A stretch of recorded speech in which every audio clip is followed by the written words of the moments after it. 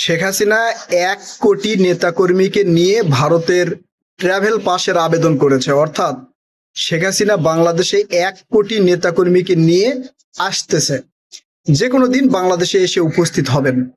শুধু শেখ হাসিনাই না, আওয়ামী লীগের নেতাকর্মীরা যারা বিভিন্ন দেশে পালিয়ে গিয়েছিল তারাও ট্রাভেল পাসের আবেদন করেছে, টিকিট কেটে রেডি হচ্ছে, বাংলাদেশে চলে আসবে। শুধু শেখ হাসিনার অনুমতির অপেক্ষা। অর্থাৎ শেখ হাসিনা যখন বলবে যে আজকে বাংলাদেশে যাব অথবা কালকে বাংলাদেশে যাব, ঠিক সারা পৃথিবীর যে যে দেশে আছে আওয়ামী লীগের নেতাকর্মীরা তারা বাংলাদেশে রওনা দিবে বা চলে আসবে। এখন শেখ হাসিনা যদি বাংলাদেশে চলে আসে তাহলে কি হতে পারে? মানে আওয়ামী লীগ কি ধারণা করতেছে, এনসিপি কি ধারণা করতেছে, জামাত বিএনপি এরা কি কি ধারণা করতেছে, আমি এদের ধারণাগুলো আগে বলি, তারপরে কি ঘটনা ঘটবে বা শেখ হাসিনা কখন আসবে, কবে আসবে, সেই বিষয়টা আপনাদেরকে আমি বলছি। আপনারা পত্রিকায় নিউজ দেখেছেন, বিবিসিতে একটা নিউজ দেখতেছেন আমার পাশে, সেখানে বিবিসিতে বলা হয়েছে যে দেশে গিয়ে শেখ হাসিনা তিনি মানে আইনের মুখোমুখি হবেন, বিচারের মুখোমুখি হবেন।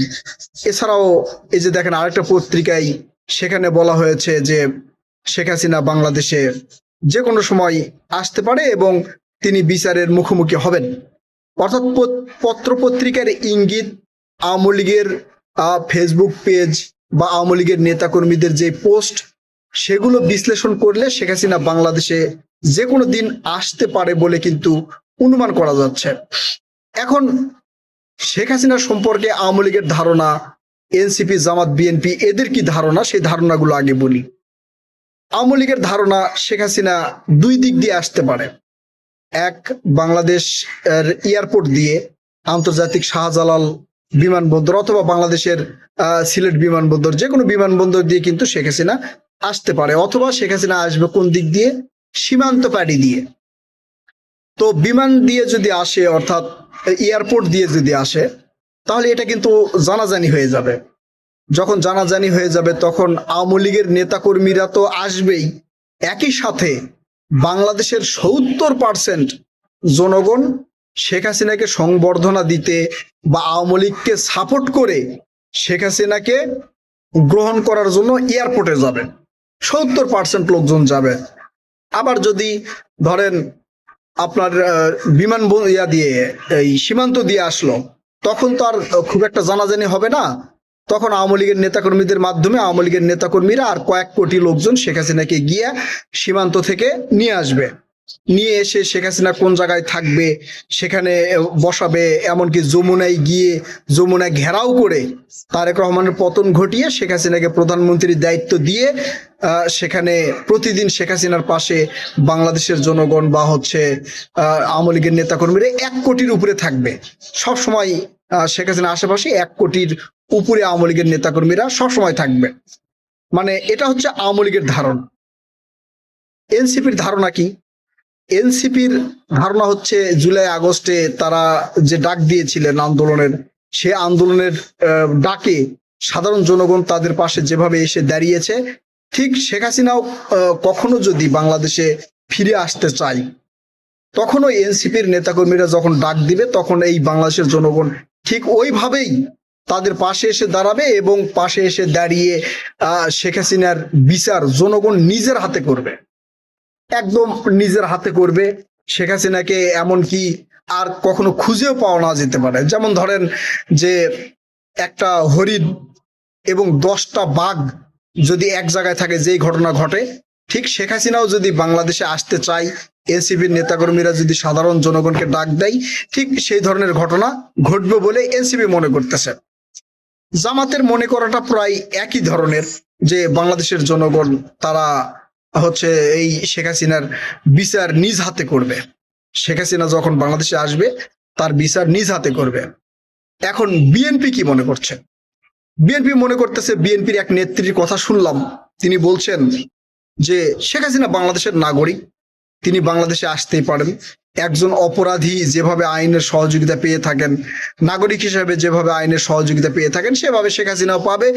আইনের উপর ভিত্তি করে শেখ হাসিনার বিচার কার্য পরিচালনা হবে। যদি শেখ হাসিনা দোষী হয়ে থাকে তাহলে তার বিচার হবে, যদি দোষী না হয়ে থাকে তাহলে তার বিচার আইন সেটা দেখবে। এটা হচ্ছে বিএনপির নেত্রীর যেই ভাষণ, সে ভাষণ অনুযায়ী বললাম। এবং বিএনপির অনেক নেতাকর্মী বা এমপি মন্ত্রী তাদের বক্তব্য অনুযায়ী মোটামুটি এমনটাই বোঝায় যে শেখ হাসিনা বাংলাদেশে আসলে তাকে জেলখানায় প্রেরণ করা হবে এবং এই গণহত্যা থেকে শুরু করে শেখ হাসিনার বিরুদ্ধে যতগুলো অপরাধের কথা শোনা যাচ্ছে সেই অপরাধ অনুযায়ী তার বিচার হবে। তার মানে শেখ হাসিনা কারাগারে থাকবে, আর আওয়ামী লীগের যেগুলো লোকজন আছে সেগুলো হচ্ছে আঙ্গুল চুষবে আর বিএনপিকে শান্তি মতো দেশ চালাতে দিবে। মানে এটাই হচ্ছে বিএনপির ধারণা। এখন আমি আমার ধারণা বলি কি ঘটনা ঘটতে পারে। এতক্ষণ তো সবার ধারণা বললাম, তো এর আগে আপনাদের একটা প্রশ্ন করি, আসলে কাদের ধারণা ঠিক হতে পারে? আওয়ামী লীগের, এনসিপির, নাকি জামাতের? অর্থাৎ জামাত এনসিপি তো একই প্রায়। আওয়ামী লীগের ধারণা ঠিক হতে পারে, নাকি জামাত এনসিপির ধারণা ঠিক হতে পারে, নাকি বিএনপির ধারণা ঠিক হবে? মানে আপনারা কি মনে করছেন? আপনারা আপনাদের মতামত জানাবেন। এখন আমি আমার ধারণা বলি। শেখ হাসিনা ইন্ডিয়াতে আছে, আওয়ামী লীগকে মাঝে মাঝে স্বপ্ন দেখাচ্ছে যে আমি এই চট করে ঢুকে যাব। চট করে ঢোকার কথা বলে প্রায় 2 বছর পার হয়ে গেছে।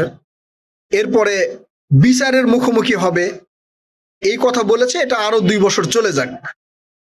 তারপরে যদি অন্য কোনো চিন্তা ভাবনা তার থাকে সেটা তিনি করবেন।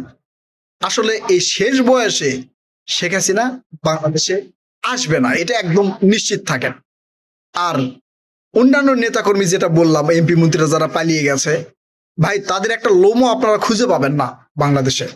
শেখ হাসিনা আসা তো দূরের কথা, শেখ হাসিনার পরের যারা এমপি মন্ত্রী তারাও কখনো আসবে না, কখনোই আসবে না, আপনারা নিশ্চিত থাকেন।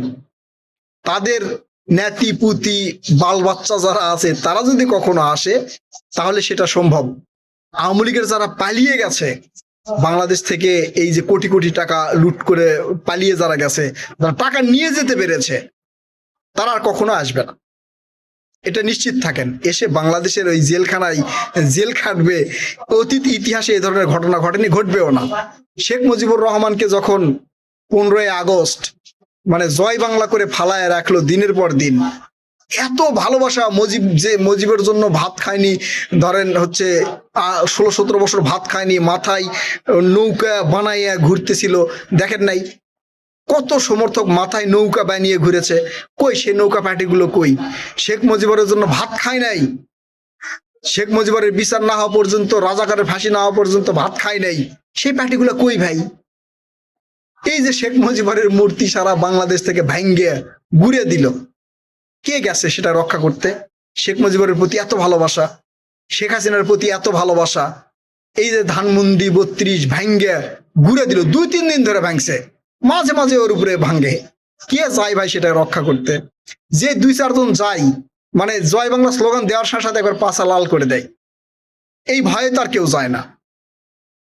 তো ওই শেখ হাসিনা আসবে, এই মাঝে মাঝে 2-1টা নিউজ হবে আর শেখ হাসিনা চট করে আসবে, এই চিন্তা ভাবনা একদম বাদ দেন।